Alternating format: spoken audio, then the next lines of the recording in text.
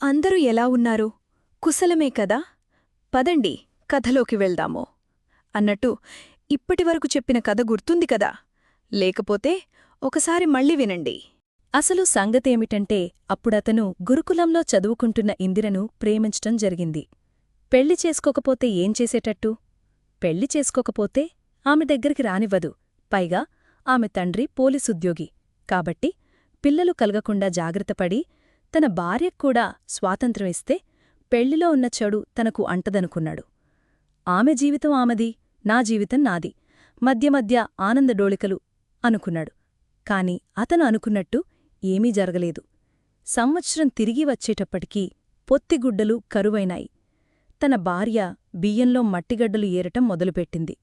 అతనికి ఒక ఆడశిశువు జన్మించింది. ఆనాడు అతను పడ్డ బాధ పైన భగవంతుడికి, క్రింద భూదెనకే తెలియాలి. భార్య నొప్పులు పడుతుంటే ఆ హింసలకు నేనే కారణం, నేను బ్రహ్మరాక్షసిని, మహాపాతకిని అని తన్ను తాను తిట్టుకుంటూ కన్నీరు కారుస్తూ కూర్చున్నాడు. మారణయంత్రం తన్ను వశం చేసుకుంటున్నదని గ్రహించాడు. కాని ఏం లాగం? 5 సంవత్సరాలు దాటేటప్పటికీ 2 పిల్లలు కలిగారు. 3 గర్భస్రావాలు జరిగినాయి. అతడు జీవితం చేతిలో కీలుబొమ్మ అయ్యాడు. పరిస్థితులు తారుమారైనాయి. ఉద్యోగం చెయ్యక తప్పింది కాదు. అతని మామ ఒక పెద్ద ఫరంలో గుమాస్తాగిరి ఇప్పించాడు. మా అల్లుడు కొంచెం చాదస్తడు, ఒక కంట కనిపెడుతూ ఉండండి అని మేనేజర్తో చెప్పిపోయాడు.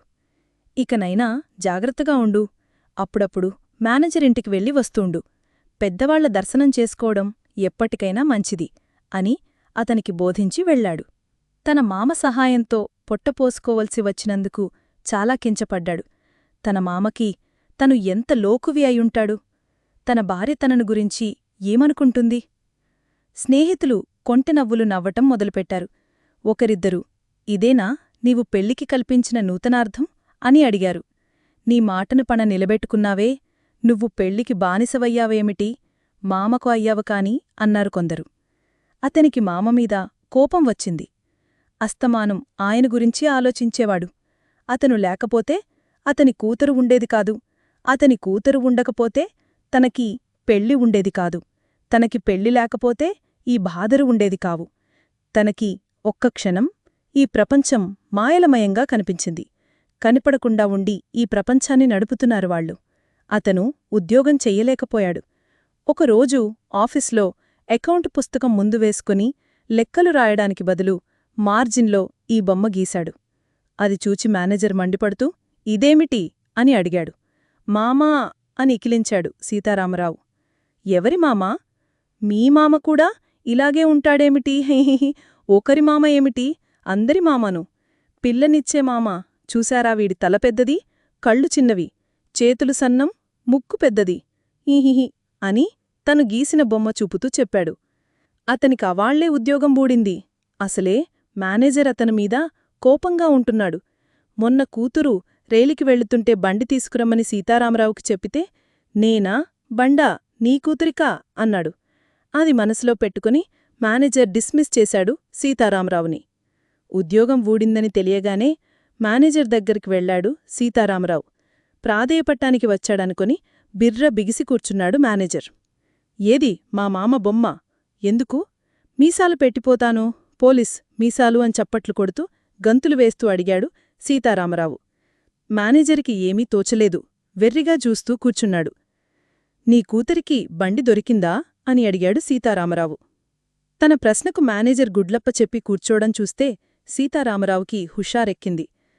కూతుర్ని అల్లుడి దగ్గరికి పంపడం, అల్లుడు గర్భిణీ చేసి మళ్లీ నీ కూతుర్ని నీ దగ్గరికి పంపడం, నీవు నీళ్లాడించి మళ్లీ అల్లుడి దగ్గరికి పంపడం, అతడు మళ్లీ గర్భిణీ చేసి నీ దగ్గరికి పంపడం, నీవు అతని దగ్గరికి పంపడం, అతను నీ దగ్గరికి పంపడం, నీవు అతని దగ్గరికి పంపడం, అతను నీ దగ్గరికి పంపడం, ఇదేనటయ్యా నువ్వు చేసే పని అని ముక్కు ముడుచుకుని ఇంటి కప్పు ఎగిరిపోయేటట్లు నవ్వి వెళ్ళిపోయాడు.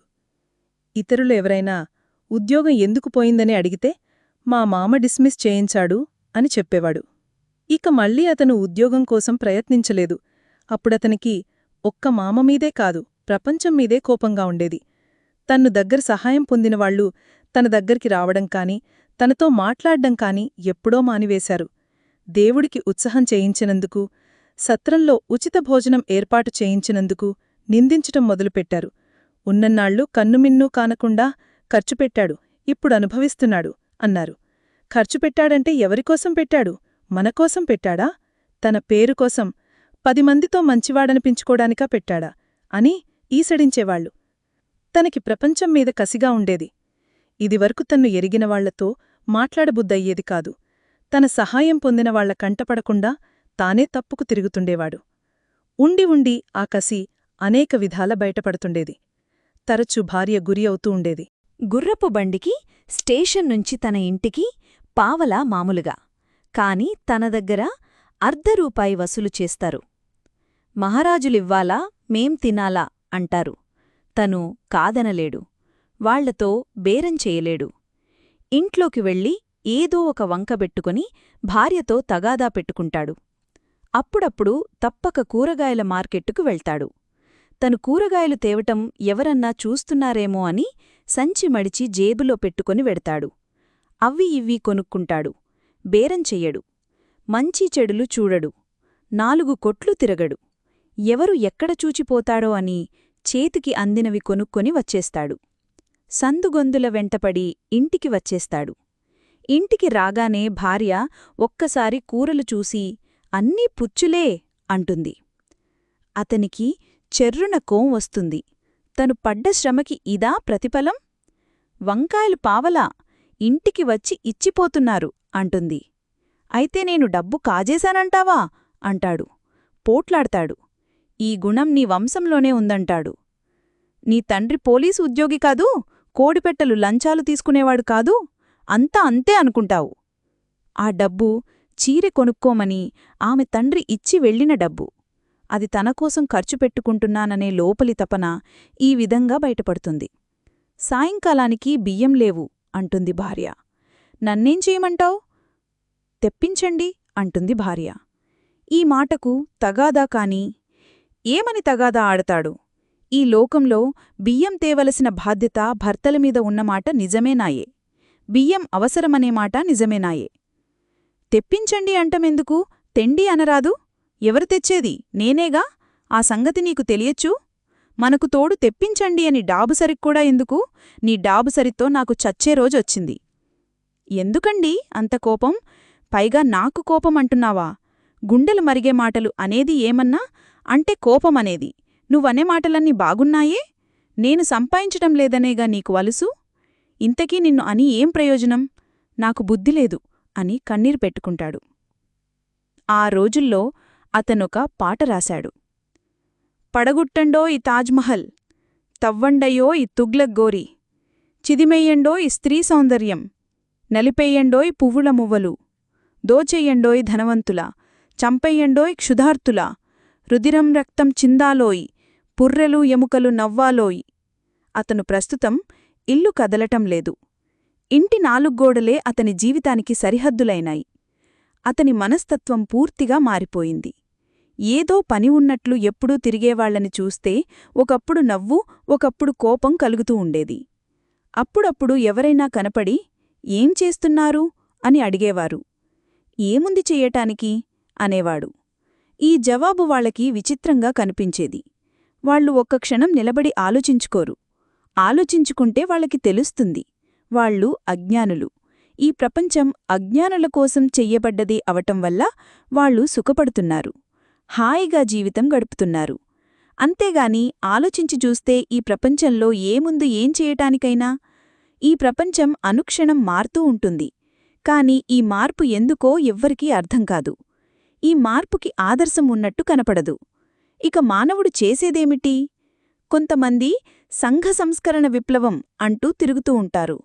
ఏదో బ్రహ్మాండమైన పని చేస్తున్నట్టు వాళ్లు రొమ్ములు విరుచుకొని కేకలు వేసుకుంటూ తిరుగుతూ ఉంటే వాళ్లని చూచిన కొద్దీ జాలి వేసేది సీతారామరావుకి.